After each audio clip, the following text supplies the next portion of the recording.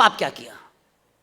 दूसरा पाप यह किया कि 1958 में फूल वाले चचा का तो खास रिश्ता था ना शेख साहब से। उन्होंने 57-58 में राष्ट्रपति डॉक्टर राजेंद्र प्रसाद के ऊपर दबाव डाला और कहा कि देखिए आप एक ऑर्डर जारी कर दीजिए और अंतर्राष्ट्रीय दबाव है मेरे ऊपर और मैं इसके बारे में आपको बाद में बताऊंगा। और उनसे कहा कि आप राष्ट्रपति एक आदेश जारी कर दिए, उनसे एक आदेश दबाव में डलवाया। उन्होंने आदेश जारी किया और वो आदेश जो जारी हुआ वो 24 मई 1958 को भारत के संविधान में धारा के रूप में नजर आया, जिसे आप आर्टिकल 35A कहते हैं।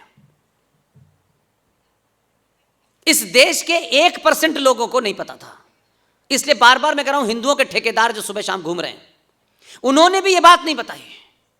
यह इंफेसिस करके बार बार मैं कहता हूं, अगर मेरे स्वार्थ में, मेरे चिंतन में राष्ट्र है तो मैं राष्ट्र के प्रति ज्यादा वफादार रहूंगा कि संगठन के प्रति वफादार रहूंगा? संगठन राष्ट्र से बड़ा नहीं हो सकता। कभी सुना था आपने आर्टिकल 35 पे क्या होता है? हम तो दिन रात यही पढ़ते थे ना। आपका तो यही काम है दिन भर पढ़ने पढ़ाने का और राष्ट्र के चिंतन करने का। तो आर्टिकल 35A के बारे में 70 सालों ने किसी ने बताया कि आर्टिकल 35A है क्या? 370 तो कुछ था ही नहीं, सिवाय इसके कि साहब आपके सुप्रीम कोर्ट के कुछ फैसले और संसद के कुछ फैसले लागू नहीं, बाकी तो सब नॉर्मल था। उससे क्या हुआ जा रहा था? जो जड़ में था वो आर्टिकल 35 था। और इसकी चर्चा लाहौर के प्रेस क्लब में मुझसे किसी ने की। मैं तो लॉ का स्टूडेंट भी नहीं हूं।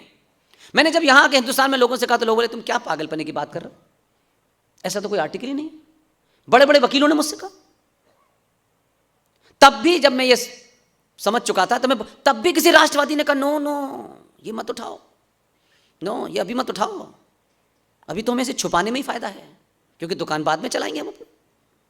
आर्टिकल 35A जम्मू कश्मीर राज्य को एक ऐसी ताकत देता था जिसके चलते जम्मू कश्मीर में किसी को भी नागरिकता देने का अधिकार था सरकार के पास।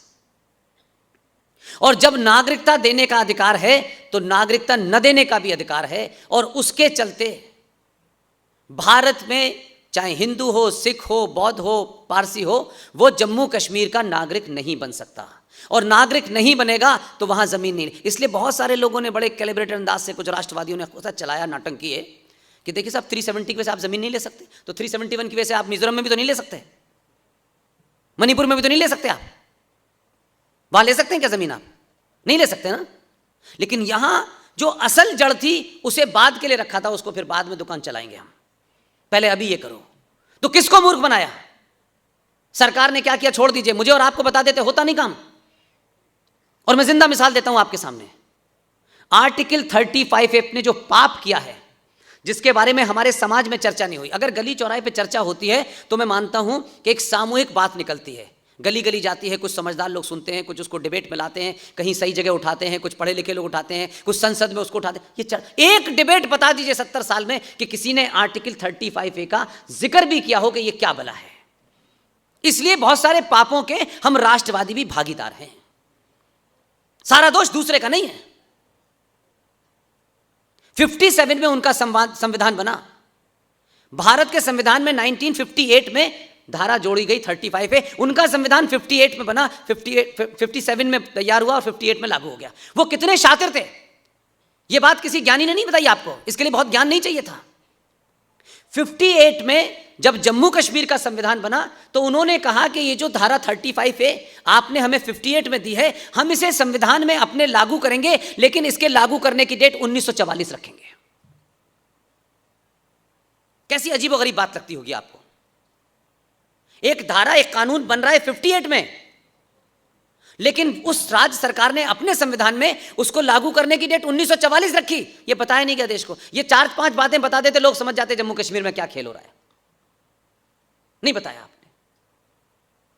इसी के तहत आपको वहां 1944 की डेट क्यों रखी, वो बात अब खत्म हो गई, लेकिन बताना जरूरी है क्योंकि अभी भी हम कुछ चीजों पे चुप्पी साधे हुए हैं। इसलिए मुझे झगड़ा मेरा उनसे नहीं है, फूल वाले चाचा से और उनकी बेटी से झगड़ा नहीं है मेरा।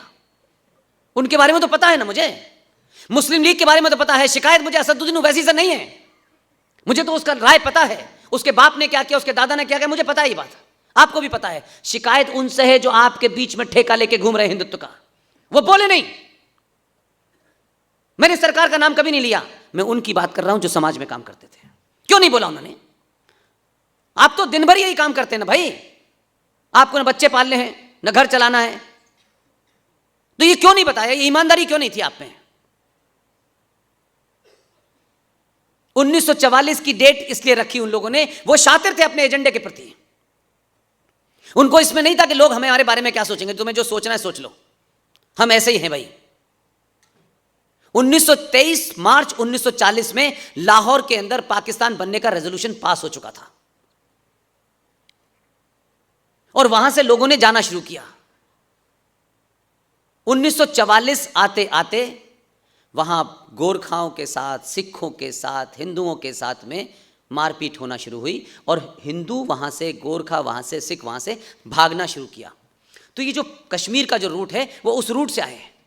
एक ही ट्रेन चलती थी उस जमाने, और वो भाग के आए और जम्मू कश्मीर में आके रुक गए, आगे नहीं पहुंच पाए, क्योंकि 47 से पहले की जो कहानी थी उस वक्त तक किसी को ये पता ही नहीं था कि देश बट भी सकता है।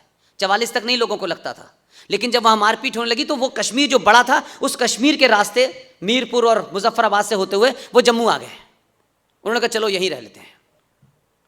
1944 के बाद 5600 हिंदू गोरखा परिवार भारत आए पाकिस्तान से और वो जम्मू में बस गए।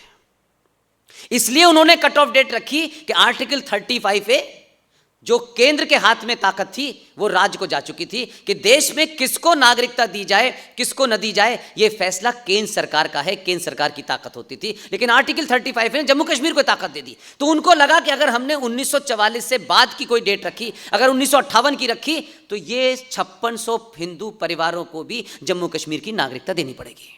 इसलिए डेट ही उन्होंने 1944 रखी कि उसके बाद के लोगों को हम नागरिकता नहीं देंगे। और दूसरा गेम क्या हुआ कि आर्टिकल 35A के तहत आज भी भारत का क्लेम है कि जो पाकिस्तान के पास जम्मू का हिस्सा है, कश्मीर का हिस्सा है, वो हमारा है। आज भी हम ये मानते हैं। हमारी संसद में 24 फरवरी 1994 को दोनों सदनों में भारत के प्रधानमंत्री PV नरसिम्हा राव ने एक रेजोल्यूशन रखा। कुछ कुछ मामले में नरसिम्हा राव बड़ा काम करके गए हैं, कुछ कुछ मामले में करके गए, और रेजोल्यूशन रखा और उन्होंने कहा कि भारत और पाकिस्तान के बीच में कश्मीर एक विवाद का मुद्दा है। उस आदमी ने जिस तरीके से सेंटेंस को कैलिब्रेट किया, इतनी खूबसूरती से उसने, वो रेजोल्यूशन पास हो गया आपके यहां। जब जिस आदमी को आपने 2014 में अकेला भेजा था, उसे दिल्ली के लोगों ने घेर लिया, जामा मस्जिद के इमाम ने घेर लिया। आप समझदार लोग हैं, आपसे बड़ा राष्ट्रवादी इस देश में कोई नहीं है। हम अपनी पेन और पेंसिल नहीं देते किसी को, आपने तो 15 साल बने बनाए एक डॉक्टर को दिल्ली भेज दिया। आपने कहा तुमने यहां काम समाप्त हो गया, दिल्ली में तुम्हारी जरूरत है, वहां चले जाओ। और यह सिलसिला आपने बंद नहीं किया, इसलिए आपसे अपील करने आया हूं, इस सिलसिले को जारी रखिएगा। अकेला आदमी बहुत सारे काम नहीं कर पा रहा था। एक वहां थे लखनऊ से, वो कड़ी निंदा ही करते थे जिंदगी भर। प्रधानमंत्री के कंटेंटर हैं, जिंदगी भर ऐसे ही रहेंगे, हर बात में कड़ी निंदा करते थे, कुछ करते वर्ते नहीं थे। अपना चुनाव नहीं जीत सकते, लेकिन प्रधानमंत्री बनने की उनकी तमन्ना बहुत है। आपने 2019 में AK-56 भी दे दी उसे, ये भी लिख ले अपने पास। अब इसी से काम चलेगा। अब तुम थोड़ा साधु हो जाओ, क्योंकि असली आ गया है। और उसके आने के बाद 2 काम हुए पार्लियामेंट में। आप तारीख याद रखिए ना, एक 19 और एक 20।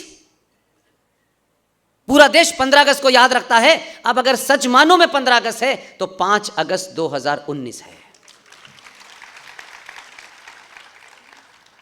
दोनों ही डेटें ऐसी रखी हैं, ऐसे बेवकूफ नहीं है कि इत्तेफाक से हो गया हो। 2 काम किए उन्होंने, दोनों ही 5 अगस्त को किए हैं। एक 19 में किया है, एक 20 में किया है।